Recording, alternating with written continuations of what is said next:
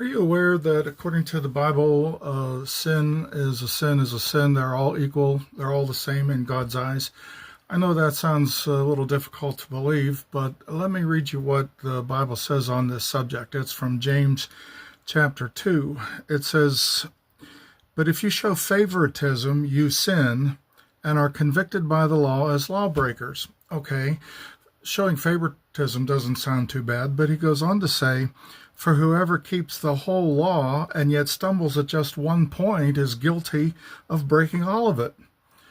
So you have to look at the law as a unit, and if you stumble at just one point, you violated God's law.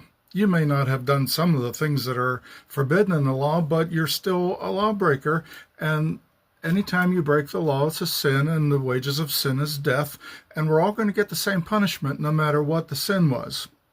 Let me go on. "For he who said, 'Do not commit adultery,' also said, 'Do not murder.' If you do not commit adultery, but do commit murder, you've become a lawbreaker."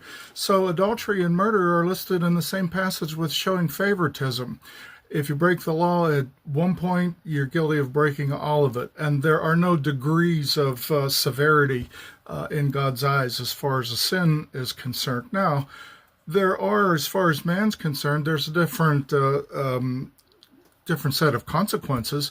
If I show favoritism to somebody and murder somebody else, those two lives are going to be changed in a different way. One is worse than another in man's eyes.